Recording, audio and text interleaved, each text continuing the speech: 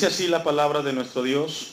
Pasando otra vez Jesús en una barca a la otra orilla, se reunió alrededor de él una gran multitud, y él estaba junto al mar. Y vino uno de los principales de la sinagoga, llamado Jairo, y luego que le vio, se postró a sus pies, y le rogaba mucho, diciendo: mi hija está agonizando, ven y pon las manos sobre ella para que sea salva y vivirá. Fue pues con él, y le seguía una gran multitud, y le apretaban. Pero una mujer que desde hacía 12 años padecía de flujo de sangre, y había sufrido mucho de muchos médicos, y gastado todo lo que tenía, y nada había aprovechado, antes le iba peor, cuando oyó hablar de Jesús, vino por detrás entre la multitud y tocó su manto. Vamos a orar.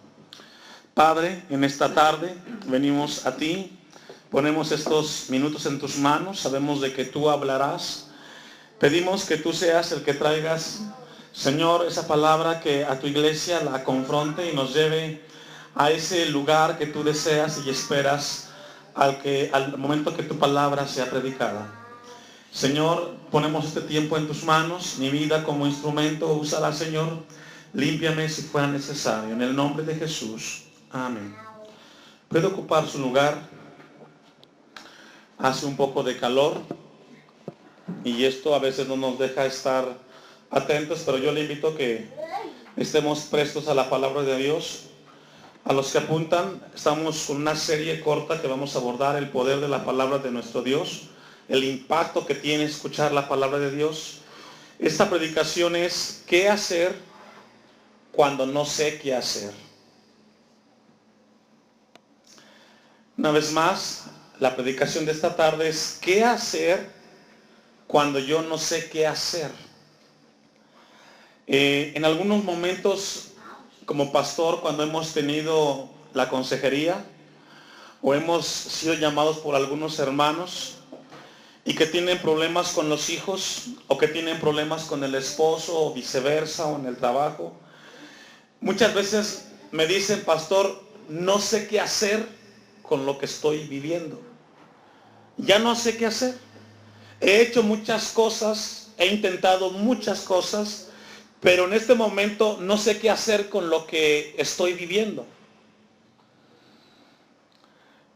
Y esto, hermanos, nos lleva a nosotros a reflexionar y darnos cuenta que muchas veces hemos estado o estamos o vamos a estar en momentos donde las circunstancias que estamos viviendo no vamos a saber qué hacer.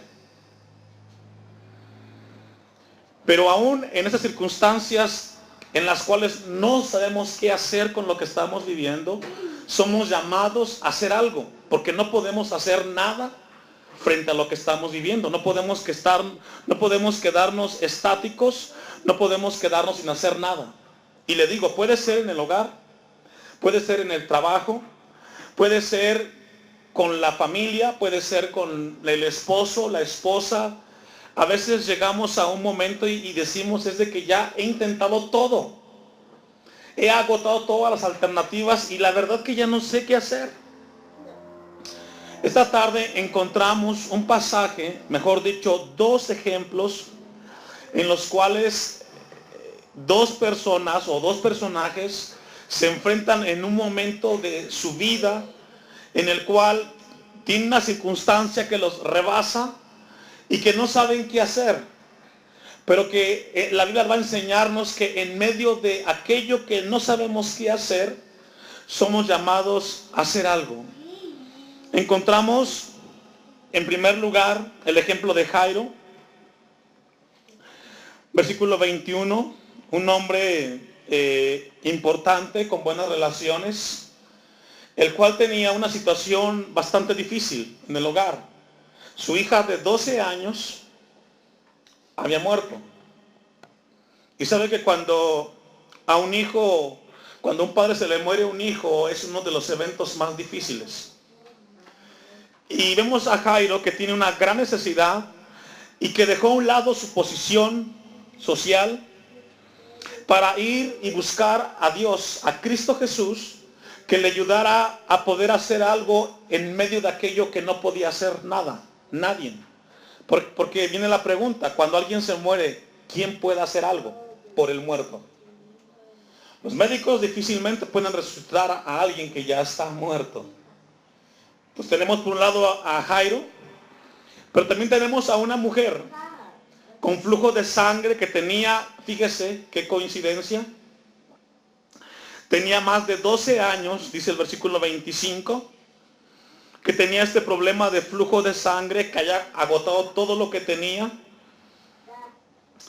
y que esta mujer había buscado en diferentes lugares el poder solucionar su problema. De manera coincidente, encontramos que la hija de Jairo, si leemos abajo los versículos hasta el 40, encontramos que su hija tenía 12 años. Imagínense que en el momento que esta mujer comienza a padecer el flujo de sangre, la hija de Jairo comenzaba a vivir 12 años en las dos áreas. Esta tarde Dios va a ayudarnos a nosotros a entender qué hacer cuando no sabemos qué hacer en las circunstancias que estamos viviendo. Vamos al pasaje, era una breve introducción. Versículo 21.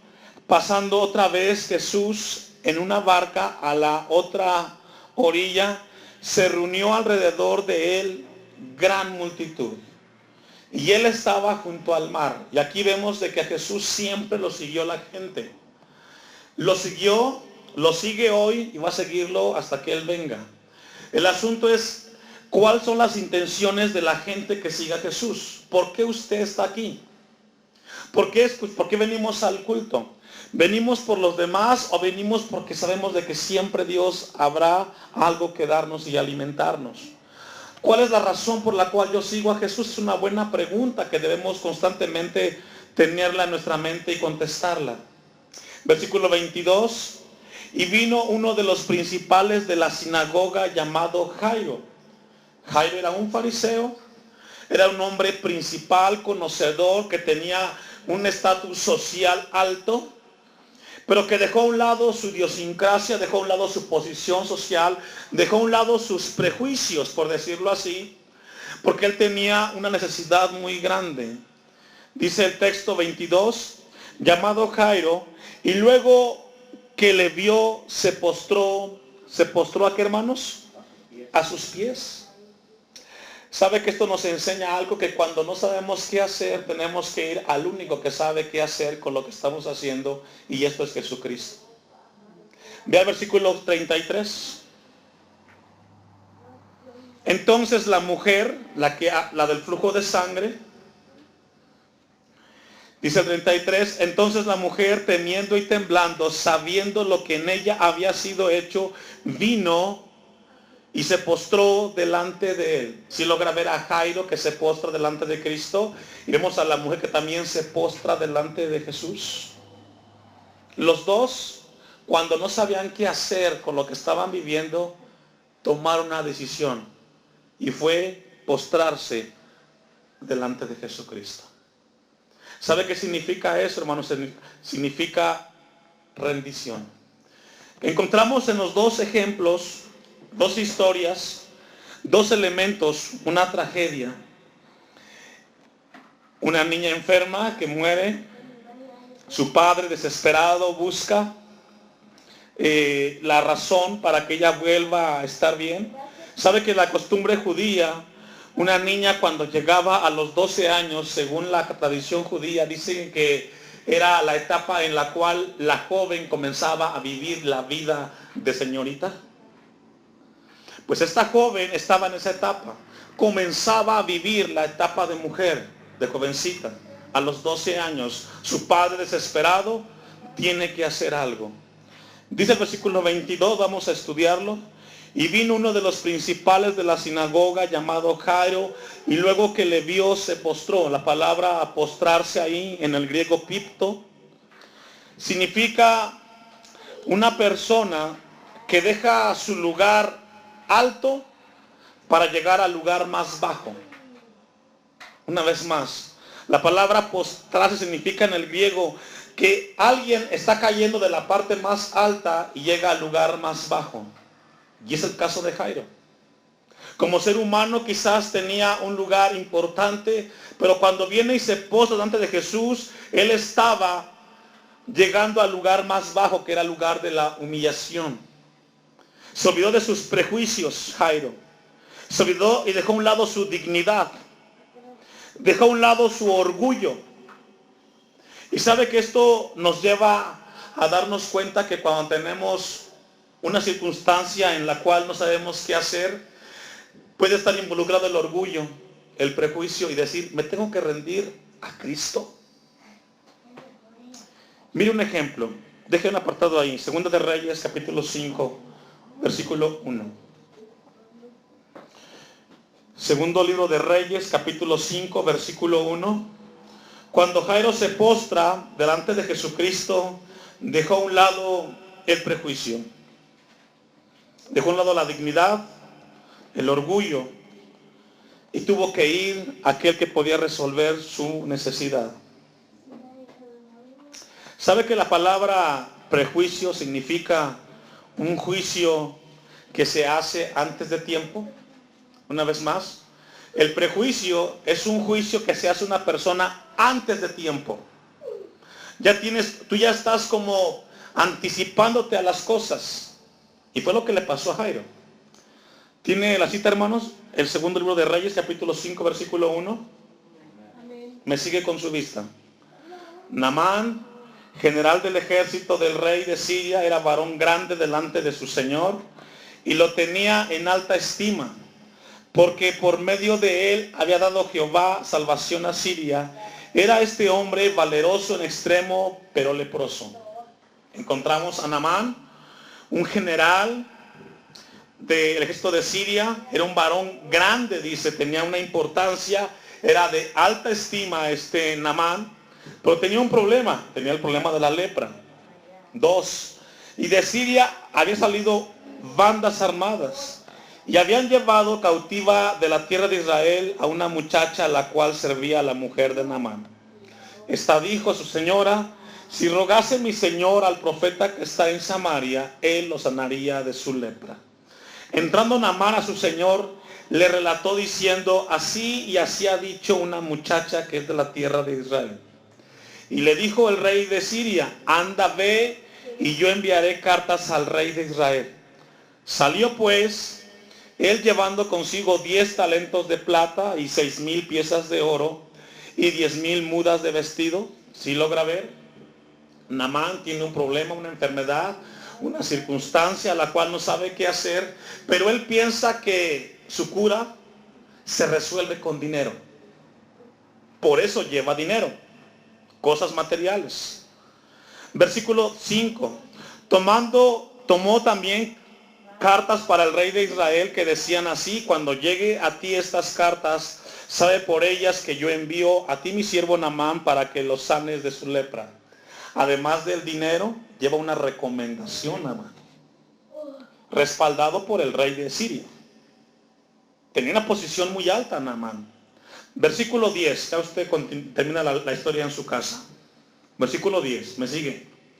Entonces Eliseo le envió un mensajero diciendo, ve y lávate 7 veces en el Jordán y tu carne se te restaurará y serás limpio. No sabía qué hacer Naamán y se encuentra con el profeta de Dios y le dice cómo va a solucionar su problema. ¿Cómo sería, hermanos? Yéndose, ¿cuántas veces? ¿Qué tenía que hacer? Tenía que lavarse. Versículo 11. Y Naamán se fue, ¿qué dice? Enojado. ¿Cómo yo, el general del ejército sirio, me mandas a lavarme en el Jordán, un río sucio? ¿Cómo que tú quieres, Dios, que yo te obedezca, que haga esto para que mi problema se termine? ¿Sabe que regularmente cuando tenemos un problema y Dios te dice qué tienes que hacer, regularmente nos enojamos como Naamán y decimos, ¿tengo que hacer esto para que mi problema se acabe? Eso se llama orgullo, se llama egoísmo. Leamos el texto. Y Naamán se fue enojado diciendo, he aquí, yo decía, para mí saldrá él luego y estando en pie invocará el nombre de Jehová su Dios. Y alzará su mano y tocará el lugar y sanará la lepra. Naamán tenía la perspectiva, o él tenía un juicio de cómo sería su problema solucionado, a la manera que él pensaba. ¿Cuántos saben que los problemas no tienen la solución como pensamos nosotros, sino como Dios determina? Y puede ser con tu esposa, con tus hijos, en tu trabajo. Pero Dios va a pedirnos que hagamos algo en aquel momento que no sabemos qué hacer. Versículo 12. Abana y Farfar, ríos de Damasco, ¿no son mejores que todas las aguas de Israel? Pregunta. Si me llevaren en ellos, ¿no seré también limpio? Y se volvió y se fue enojado. ¿Qué dice Naamán? ¿Que no puede Dios arreglar mi problema allá en Damasco, en mi casa? ¿Qué tiene que ser en el Jordán? Ahora viene una pregunta. ¿La sanidad de Naamán estaba en las aguas del Jordán o estaba en la obediencia que Dios le pedía que hiciera? En la obediencia. ¿Sabes que el problema que tienes y en el que yo tengo no radica a dónde Dios quiere que vayas, sino lo que Dios quiere es que obedezcamos a lo que Él nos pide? Aunque te parezca absurdo, pero no es como tú vas a arreglar las cosas en ese momento que no sabes qué hacer. Versículo 3. Mas sus criados se le acercaron y le hablaron diciendo, Padre mío, si el profeta te mandara alguna gran cosa, ¿no lo harías? ¿Cuánto más diciéndote, lávate y serás limpio? Es decir, oyes Naamán, si tan solamente tú entendieras que uno de los puntos importantes en lo que estás viviendo es, hazlo para que recibas la sanidad. 14. Él entonces descendió y se zambulló, ¿cuántas veces? En el Jordán. ¿Cómo se llama eso, hermanos? Obediencia. Después de que se enojó, después de que refutó, que se molestó, entendió que era mejor obedecer. No perdía nada, Naamán. Va, dice que se zambulle 7 veces en el Jordán, conforme a la palabra del varón de Dios. Y su carne se volvió como la carne de un niño y quedó limpio. ¿Sabe qué es exactamente lo que le pasa a Jairo con su hija? El problema no es que Dios esté lejos o que Dios esté cerca. Dios estará siempre con nosotros. El asunto es de que en cada circunstancia Dios va a pedirnos a través de su palabra que hagamos algo en el momento que no sabemos qué hacer. Pero viene el punto, iglesia. Si no leemos la Biblia, ¿cómo Dios va a hablarnos? Alguien me decía, pastor, yo tengo 20 años en el templo y nunca he escuchado la voz que Dios me habla al oído. Esta persona se va a morir y nunca va a escuchar la voz audible, porque Dios hoy nos habla a través de su palabra. Porque cuando te habla al oído puede hablar también alguien con error. Versículo 15. Y volvió el varón de Dios, él y toda su compañía, y se puso delante de él y dijo, he aquí, ahora conozco que no hay Dios en toda la tierra, sino en Israel. Te ruego que recibas algún presente de tu siervo. Si Naamán no hubiera obedecido lo que Dios le pedía, él nunca hubiera visto que Dios resolviera su problema. ¿Sabe, hermano iglesia, que cuando tú no sabes qué hacer en lo que estás haciendo, Dios te pide que abras su palabra para que Él te hable? Y lo que Dios va a pedir de ti es de que obedezcas lo que Él te está pidiendo. Vamos a regresar al texto de Marcos capítulo 5, para continuar con el texto.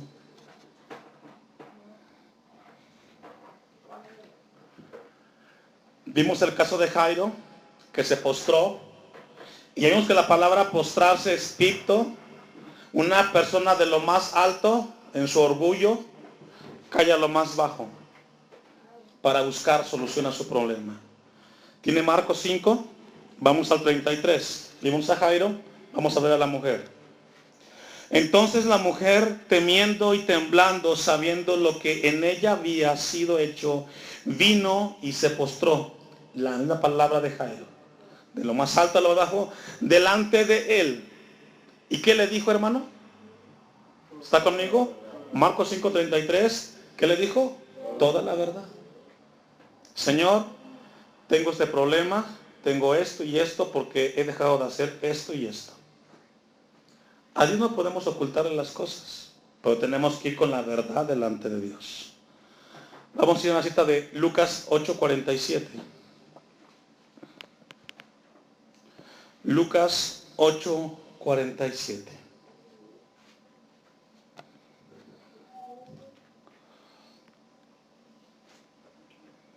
Entonces, cuando la mujer vio que no había quedado oculta, vino temblando y postrándose a sus pies. Marcos y Lucas narran la misma historia. Obviamente Lucas profundiza un poco más en ese acontecimiento. Lucas 8:47. Entonces cuando la mujer vio que no había quedado oculta, vino temblando y postrándose a sus pies, le declaró delante de todo el pueblo por qué causa la había tocado y cómo al instante había sido sanada. Encontramos en el milagro de esta mujer, la sanidad, que fue al instante. Jesús estaba haciendo un milagro que solamente Dios podía hacer. Versículo 48, y le dijo, hija, tu fe te ha salvado, ve en paz. Esto es extraordinario, hermanos. No solamente la sana del flujo de sangre, sino que también le da salvación.